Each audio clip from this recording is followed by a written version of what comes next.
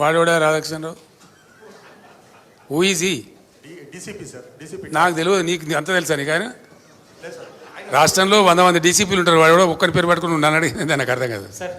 తలా తోకలేని ప్రశ్న అది. అసలు ఆ ఫోన్ ట్యాపింగ్ ఏదో మీకు పిచ్చి పట్టుకున్నది. కానీ ముఖ్యమంత్రికి ఫోన్ ట్యాపింగ్ ఏమైనా సంబంధం ఉంటారా? రాహుల్, నువ్వు ఇంత పెద్ద సీనియర్ లీడరు. మేడిగడ్డ పోతాము, బూరుగడ్డకు పోతాం, బొందలగడ్డకు పోతాము. ఏ తోకమట్టున్నది మేడిగడ్డ అక్కడ.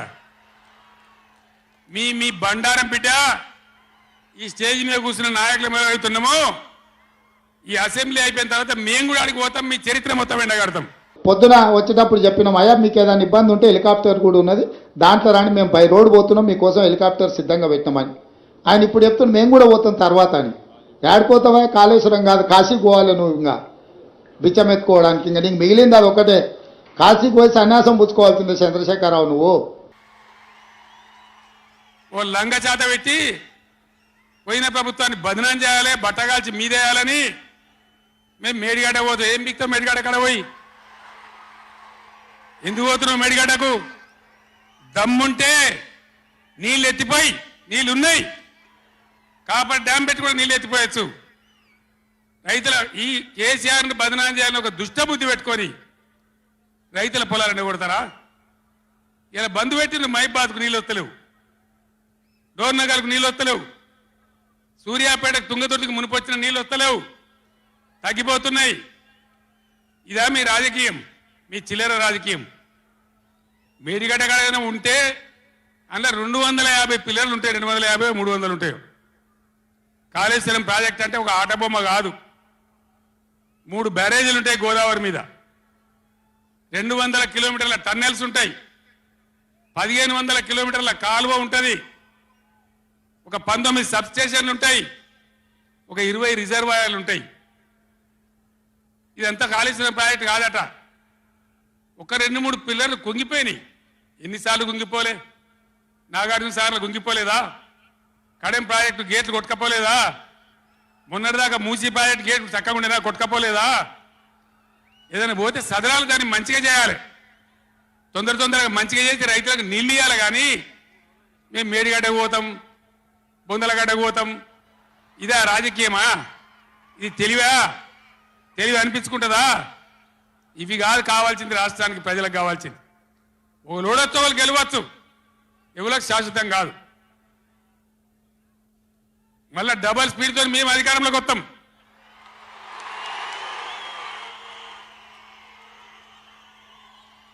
అప్పుడు మేం గిట్లే మాట్లాడన్నా, ఈ పద్ధతి అనుసరించానా?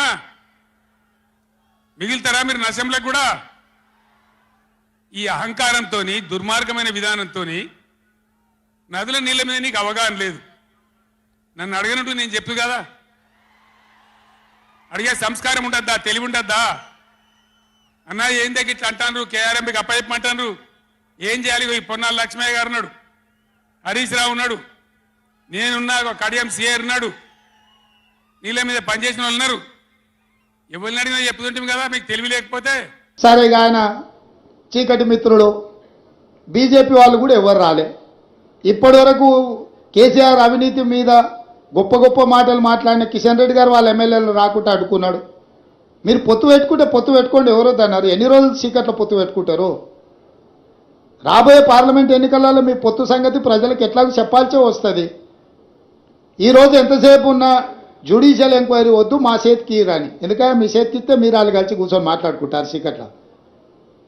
బీజేపీ వాళ్ళు వస్తారని మేము ఆశించినాం. ఎందుకంటే ఇంతకాలం కేసీఆర్ అవినీతి మీద సిబిఐ కేసులపై చెప్పారు, కేసీఆర్ అవినీతిని తేల్చాలి అని అన్నారు. మరి కేసీఆర్ అవినీతిని తేల్చే అవకాశం వస్తే బీజేపీ ఎమ్మెల్యేలు ఎందుకు రాలేదు? సిపిఐ వచ్చింది, ఎంఐఎం వచ్చింది, బీజేపీ వాళ్ళు ఎందుకు రాలే? ఇవాళ రానోళ్ళు ఇద్దరే, బీఆర్ఎస్, బీజేపీ. మీ ఇద్దరు వైఖరి ఒకటేనా?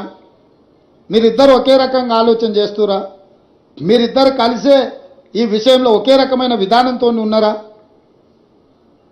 ఈరోజు బీజేపీ ఇది ప్రభుత్వ అధికారిక కార్యక్రమం, శాసనసభలో స్పీకర్ అనుమతితో ఏర్పాటు చేసిన కార్యక్రమం. ఇది కాంగ్రెస్ పార్టీ కార్యక్రమం కాదు. మాతో భిన్నాభిప్రాయాలు ఉండేవాళ్ళు కూడా ఇక్కడికి రావచ్చు. మా అభిప్రాయాలతో ఏకీభవించే వాళ్ళనే పిలవలే మేము. మా అభిప్రాయాలతో విభేదించే వాళ్ళని కూడా వాస్తవాలను చూడడానికి ఈరోజు ఇక్కడికి ఆహ్వానించినాము. కాబట్టి ఇప్పటికైనా బీజేపీ తమ వైఖరిని స్పష్టం చేయాలి. మీరు చంద్రశేఖరరావు గారి అవినీతిని కాపాడడానికి ఏమైనా ప్రయత్నం చేస్తారా, లేకపోతే చంద్రశేఖరరావును శాసనసభలో నిలదీసి జరిగిన అవినీతి మీద చర్యలు తీసుకోవడానికి రాష్ట్ర ప్రభుత్వానికి సహకరిస్తారా?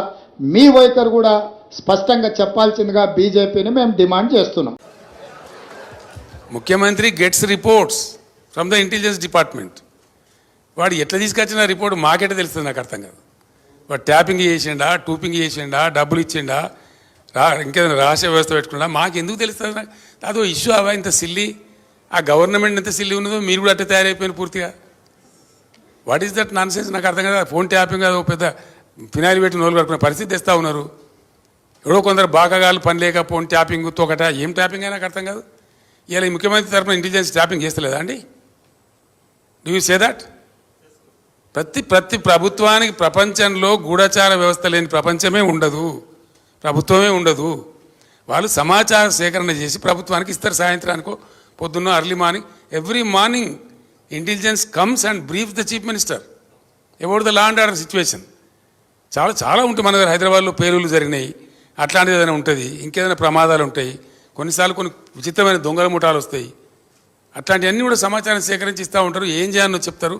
దాన్ని బట్టి గవర్నమెంట్ ఏంటంటే వివిధ శాఖల అధికారులకు అప్రమత్తం చెప్పి కల్తీ విత్తనాలు ఉంటుంది, దాని మీద కూడా ఇస్తారు. వాళ్ళు ట్యాపింగ్ చేస్తాడా, టూపింగ్ చేస్తాడా మాకేం తెలుస్తుందా? నాకు అర్థం కాదు. No minister is concerned with that, no chief. అసలు కన్సర్న్ ఉండదు. We are only concerned with the reports given by the intelligence. The way the brought the report we don't know. That is purely internal matter of the police department. And ఇంకోటి అండి, అదేదో మీరు పెద్ద భ్రమలో ఉన్నారు. పోలీసులు ఎప్పుడు ఫోన్ ట్యాపింగ్ చేసినా బాజాప్తాగా టెలిగ్రాఫ్ యాక్ట్ ప్రకారం 1869 టెలిగ్రాఫ్ యాక్ట్ ప్రకారం బాజాప్తా రాష్ట్ర హోమ్ సెక్రటరీ పర్మిషన్ తీసుకొని చేస్తారు. పర్మిషన్ లేకుండా చెయ్యరు. ఇది ఇంగితమైన ప్రతి ఒక్కరికి తెలుసు. తర్వాత తీసుకున్న దాన్ని డిమాలిజ్ చేయొచ్చని కూడా ఉంది ఆ చట్టంలో. ఒక నిర్ణీత వ్యవధి తర్వాత వాళ్ళు సేకరించిన సమాచారాన్ని డిమాలిజ్ చేయొచ్చని కూడా అదే యాక్ట్లో ఉంది. ఇది తెలియకుండా అదేదో పెద్ద భయంకరమైన వ్యవహారం అన్నట్టు, దానిలో ఏదో తోకమట్టం ఏదో కొండందో వెలకబట్టుకున్నాం అన్నట్టు ఏమి బట్టి ట్రాష్ గ్యాస్ దాంతో ఏం అయ్యేది. మీరు ఆ భ్రమలు ఉండకండి సార్. తెలంగాణ ఉద్యమ సమయంలో 2001 నుంచి 2014 దాకా కేసీఆర్ కుటుంబ సభ్యులకు పారాగాన్ చెప్పులు వేసుకోనేటువంటి వ్యక్తులు అదే సమయంలో డీజిల్ పోసుకుందామన్నా కూడా కారుకు అట్లాంటి పరిస్థితులు ఉన్నటువంటి వారు ఈరోజు లక్షల కోట్లు సంపాదించారు. వాళ్ళ డబ్బునంతా స్వాధీనం చేసుకుంటామని పదే రేవంత్ రెడ్డి చెప్తున్నారు. చాలా సంతోషం. చేసుకోమని వెంటనే అర్జెంటుగా చేసుకోమని చెప్పాలా? పారాగాన్ చెప్పులు లేకుండా నేనుంటున్నా, రేవంత్ రెడ్డి ఉండినా ప్రజలకు తెలుసు కదా. పారాగాన్ చెప్పులు లేకుండా ఎవరు అనేది అందరికీ తెలుసు కదా దేశంలో. ఎవరు భూ కబ్జాదారు, ఎవరు బ్లాక్ మెయిలరు, ఎవరు ఓటుకు నేట్ కేసులో పట్టుబడ్డరు, ఎవరు దొంగ దందాలు చేసినారు, ఎవరు భూమాఫియా అందరికీ తెలుసు రాష్ట్రంలో. మాకు పారాగాన్ చెప్పులు లేని ఫ్యామిలీ అండి మాది.